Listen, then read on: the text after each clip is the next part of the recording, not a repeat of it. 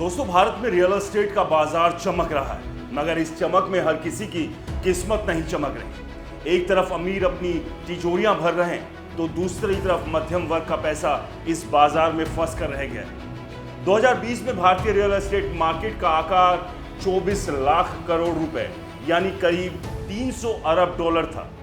अनुमान है कि अगले दशक में ये 1.3 ट्रिलियन डॉलर तक पहुंच जाएगा।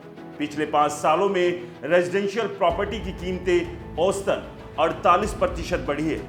मध्यम वर्ग जो मेहनत की कमाई से अपने सपनों का घर खरीदने की जुगत में लगा है, अब तेजी से रियल एस्टेट में निवेश कर रहा है। मगर सच्चाई ये है कि ज्यादातर लोग संपत्ति नहीं बल्कि एक ऐसा बोझ खरीद रहे हैं जो उनकी जेब और सपनों को कुचल रहा है। मिडिल क्लास के लिए घर खरीदना सिर्फ एक इन्वेस्टमेंट नहीं बल्कि एक भावनात्मक फैसला है। अपना घर, ये शब्द सुनते ही आंखों में चमक आती है, दिल में उम्मीद जागती है। मगर फाइनेंशियल एडवाइजर्स का कहना है कि ये भावना मिडिल क्लास को रियल एस्टेट के दलदल में फंसा रही है। हाई नेटवर्थ इंडिविजुअल्स को सलाह देने वाली फाइनेंशियल एडवाइजर ऐश्वर्या कपूर कहती है, मकान खरीदना मिडिल क्लास का सपना जरूर है, मगर ये सपना अक्सर संपत्ति नहीं बल्कि लायबिलिटी बन जाता है। कपूर के मुताबिक मान लीजिए आप एक 2 करोड़ रुपए का फ्लैट खरीदते हैं। इसमें stamp duty, registration fees, GST और प्री ईएमआई जैसे एक्स्ट्रा खर्च जोड़ दें तो इसकी लागत लगभग 2.5 करोड़ रुपए तक पहुंच जाती है। ये 50 लाख रुपए का एक्स्ट्रा बोझ तब तक कोई रिटर्न नहीं देता जब तक प्रॉपर्टी की कीमत कई साल बाद ना बढ़े। और अगर प्रॉपर्टी की कीमत नहीं बढ़ी तो प्रोजेक्ट में देरी हुई या बिल्डर ने धोखा दिया तो ये पैसा पूरी तरह से फंस जाएगा।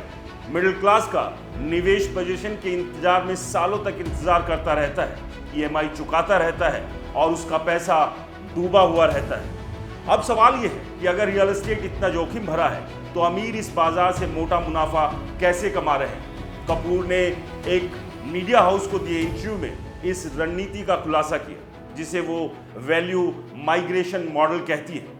ये 4 कदमों का ऐसा फॉर्मूला है जो अमीरों को 25% से ज्यादा रिटर्न दिलाता है। तो आइए इस फॉर्मूले को समझते हैं। पहला, जल्दी एंट्री करो।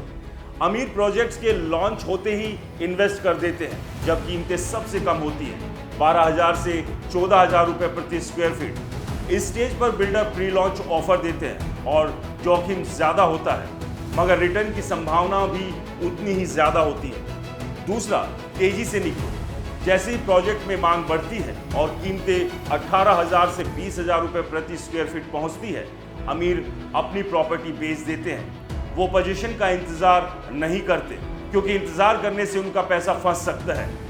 तीसरा, लाभ को दोबारा लगाओ।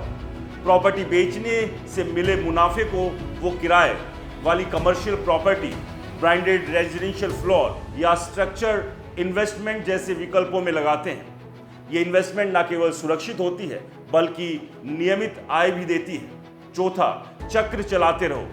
अमीर हर 2-3 साल में इस चक्र को दोहराते हैं, यानी एक प्रोजेक्ट से मुनाफा कमाकर उसे अगले प्रोजेक्ट में लगाते हैं और इस तरह उनका पैसा लगातार बढ़ता रहता है। कपूर कहती है, मिडिल क्लास भावनाओं में बहकर प्रॉपर्टी खरीदता है।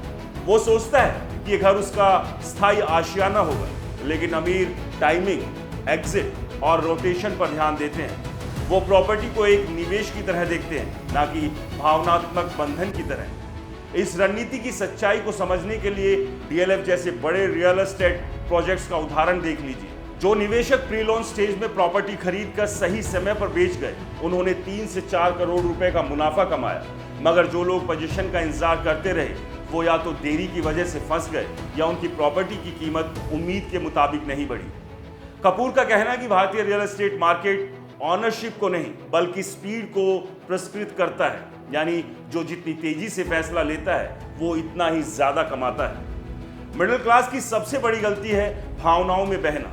वो प्रॉपर्टी को एक इन्वेस्टमेंट की तरह नहीं बल्कि अपने सपनों के घर की तरह देखता है। इसके अलावा कई और वजह है जो उनके पैसे को फंसा रही है। जानकारी का अभाव। मिडिल क्लास को रियल एस्टेट की बारीकियों को समझने के लिए ट्रेनिंग नहीं होती, ना ही समय।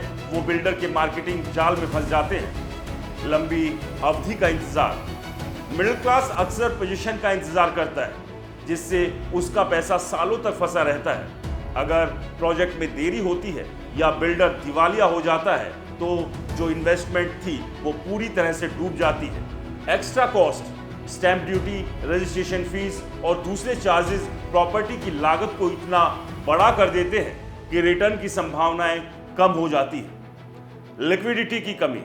रियल एस्टेट एक ऐसा इन्वेस्टमेंट है जिसे जल्दी बेचना मुश्किल होता है। अगर आपको अचानक पैसों की जरूरत पड़ जाती है तो आपका पैसा फंस सकता है।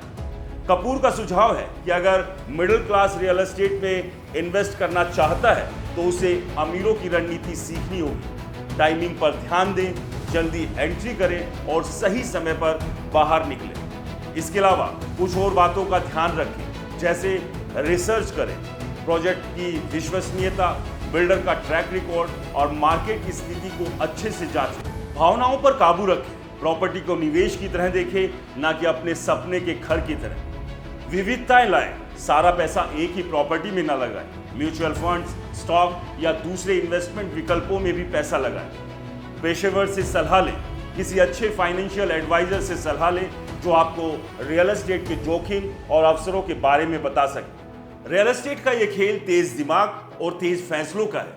अमीर इस खेल को समझ चुके हैं। वो सही समय पर एंट्री करते हैं, सही समय पर निकलते हैं और अपने मुनाफे को दोबारा निवेश कर चक्र चलाते रहते हैं। मगर मिडिल क्लास जो अपने सपनों के पीछे भाग रहा है, इस जाल में फंस रहा है। सवाल यह है कि आप इस खेल के नियम सीखकर चांदी काटेंगे या इंतजार में फंसकर रह जाएंगे। रियल एस्टेट का सच यही है, ये बाजार उन लोगों को पुरस्कृत करता है जो तेजी से सोचते हैं, तेजी से फैसला लेते हैं और भावनाओं को अपने निवेश से दूर रखते हैं। तो क्या आप तैयार हैं इस खेल को खेलने के लिए या अभी भी सपनों के पीछे भाग रहे हैं? फैसला आपका है, मगर वक्त ज्यादा नहीं। तो दोस्तों, आपको क्या लगता है, क्या सच में रियल एस्टेट मध्यम वर्ग के लिए एक बड़ा बोझ बनता जा रहा है? हमें कमेंट्स कर जरूर बताएं। नमस्कार।